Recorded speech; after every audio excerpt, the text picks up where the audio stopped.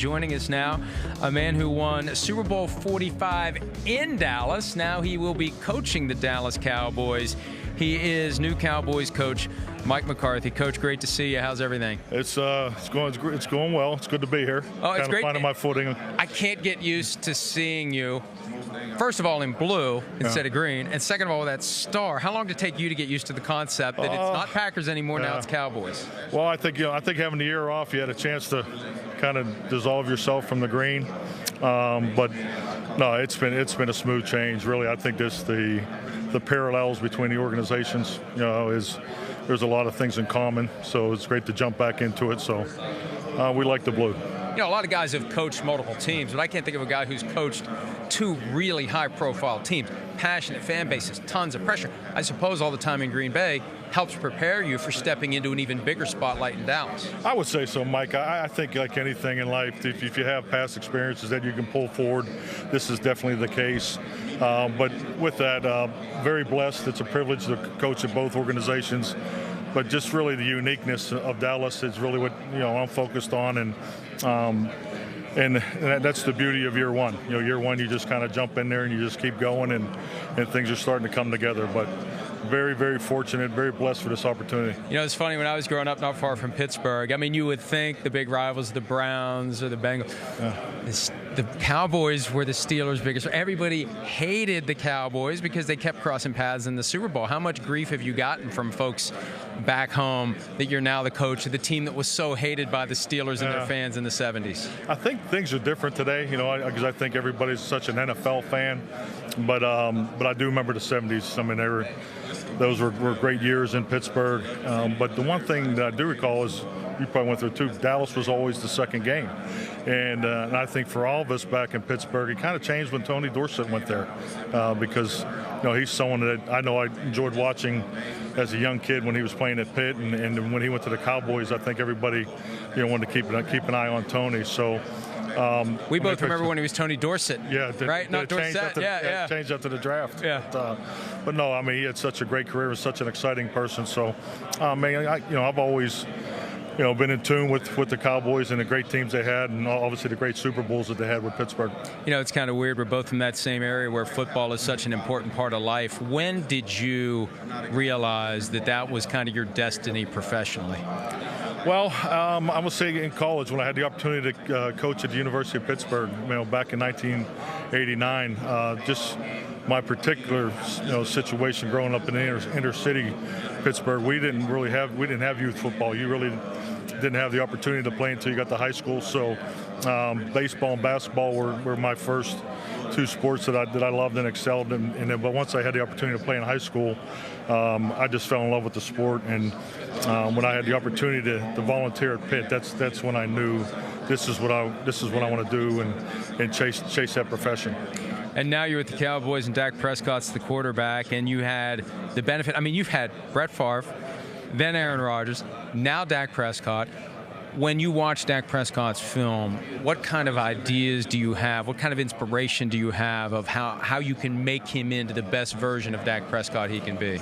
Well, we're in our second lap, is what we refer to as a offense and even a defensive staff, where we've had a chance to go through every snap from last year and just really watch the players on how they performed in last year's system. And I think that the obvious is, with Dak's film, is it just jumped to big playability. I think Dallas was number one in the league in big play production, particularly in the drop-back passing game. So his ability to make throws from the pocket, I think we all know his ability, outside the pocket and ability to run the football, but so impressed with the number of throws he made in the pocket, particularly downfield. So, and with that, when everybody wants to compare Brett and Aaron, and obviously it'll be the same with Dak, but they're, every one of those guys is different to their style of play, and I'm just excited to put this new offense together and get started to work with them. When you study offense and defense and special teams from the Cowboys last year, how do you diagnose what went wrong to cause them to land at 8-8 and on the wrong side of the playoff picture?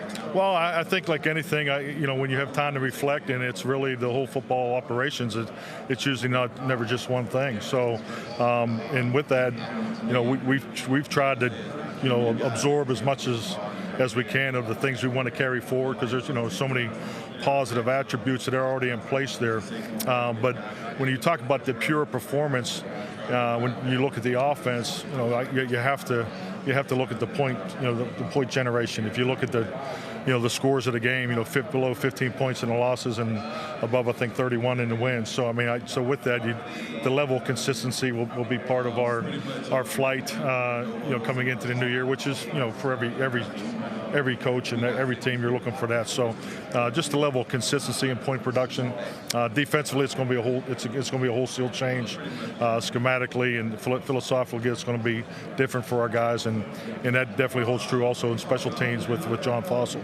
How hard was it to be away from the sport that you love for a full year? I mean, I know you were working behind the scenes and you had a plan and you were staying active and you were everything was leading up to this, but still to not be in the fight, to not be in the fray for a full year. What was that like for you? It was so different than I thought it was going to be. And I think, like all of us, you never really think about it, but it was clearly the best decision that I made for my family and I, and I'm so thankful for it. It really was a gift for us to take a step back. We're a blended family, so we have a lot of moving parts, and really just to collect myself professionally, I'm very thankful for, and just made the best of it. But yeah, it's difficult. I mean, I'm not going to lie to you. You walk in here yesterday, and the feelings come back, and faces you haven't seen in over a year. So it's a blessing to work in the National Football League. I mean, just to think that we get to do this every day, what we love.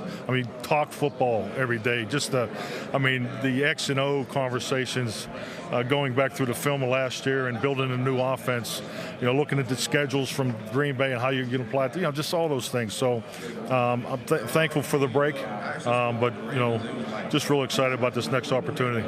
You coached a team from 2006 into 2018 that doesn't have an owner at all. Publicly owned Green Bay Packers. There isn't that one person who can roll out of bed any given day and come in and just create chaos if they want to. And now you're at the other extreme. You're working for the owner, the guy with the bus, Jerry Jones. I mean, I can't imagine the contrast for you to have no one in that position to having the guy who, when you think NFL owner nowadays, you think Jerry Jones. Definitely, and I think what I said earlier, there's the comparables are in place there when you look at no owner versus an owner. But the thing that is so consistent in Green Bay, we always felt that we were football and family first operation, and you see that right away in Dallas. I mean, this is a family-owned business. I mean, Jerry and his family are very close, and the vibe that goes through that whole building is about it's about winning, but it definitely has that family first vibe to it, and I love that. So it's that part has been very natural. It's been exciting, but I think it's never the same. I mean, it's never the same year to year, but I'm excited about the setup that we have in Dallas. Jerry Jones has made no bones over the last 8 years or so about his urgency to get back to a Super Bowl and win it. This is a team that hasn't even been in the NFC Championship since 1995. How do you try to get folks in the organization to maybe, it's going to take a little time. It's not like you just show up and put together a Super Bowl team. We got some changes we need to make. We got some people we need to get. We got some systems we need to get in place. We can't have the bar too high, or we're just going to end up being disappointed again.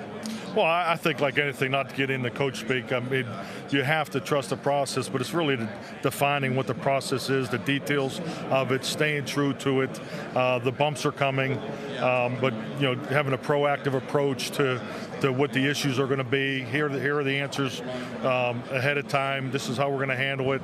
So that's all part of it. I always go back to the championship year in Green Bay.